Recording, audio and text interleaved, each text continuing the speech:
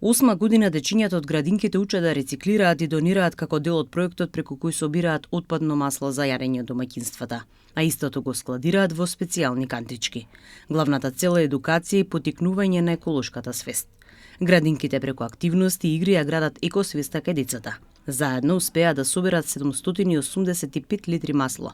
Годинава најуспешни беа најмладите од детската градинка Мајски цвет. Оваа година нашиот објект собра рекордни 399 литри масло, што е навистина за пофалба, благодарение пред се на сите наши дечиња и нивните родители, баби, дедовци, значи сите кои што се заложија да оваа година го освоиме ние првото место. Децата од најмали нозе значи учат и најмногу впиваат баш во овој период од развојот, кога низ секојдневни активности научуваат за нешто што понатака ќе им користи во животот, нели најважниот сегмент да чуваме околината здрава за живење.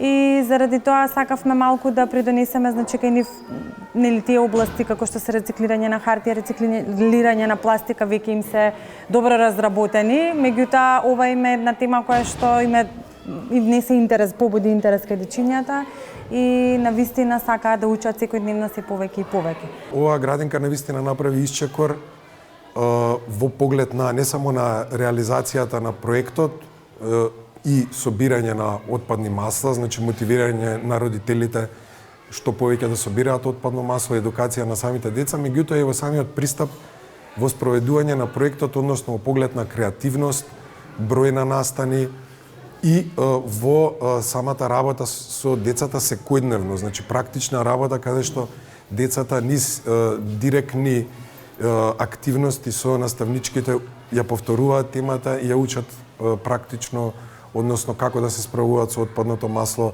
зашто е тоа штетно за животната средина, како треба да се собира и како се рециклира. Учат преку драмски игри, преку песнички стихотворби, после тоа го завршуваат нели со боење на одреден цртеж и нели секако практично им покажуваме какво е отпадното масло, какво е чистото, во каква кантичка треба да го собираме, така да тие веќе длабоко се навлезени во науката, сметаме за собирање и рециклирање на отпадното масло. Да градиме заедно зелена, чиста и безбедна иднина, бидејќи секоја собрана капка масло значи помалку загадување. Проектот е направен како една платформа едукативна за да го спроведат луѓе кои што се обучени за таа работа.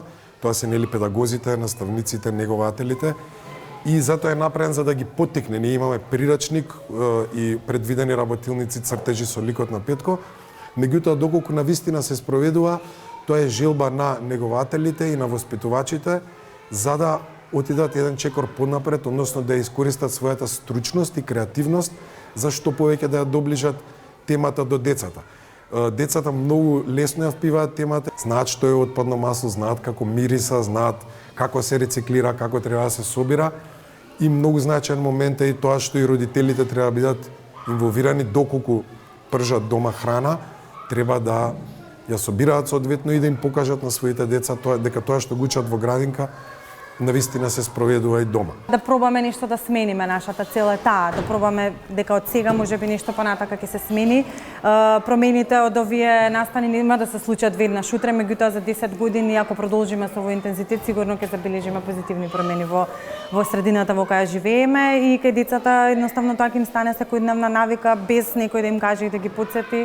Тие самите кога ќе станат утре возрастни да го селектираат нели соодветно отпадот кој што го собираме, во овој случај маслото. Успеавме да одвоиме 15.000 динари ваучер кој што градинката го искористи за купување на нова ограда и при тоа добија и 100 литри сончогледово масло кое што потоа исто така направи еден многу интересен настан каде што маслото се продаваше на родителите заедно со рецепти за готвење. Покрај секојдневните активности со децата кои што ги имавме во текот на целата година, нашите воспитувачки негователки неуморно учествува и во оваа екозбирка во незината содржина со најразлични драмски игри, стихотворби, песнички. Сметаме дека ги задоволуваме критериумите за да бидеме победници во оваа игра која што игравме изминатава година и нели наградата ни е стимул следната година да бидеме уште подобри и да собереме барем 500 литри масло.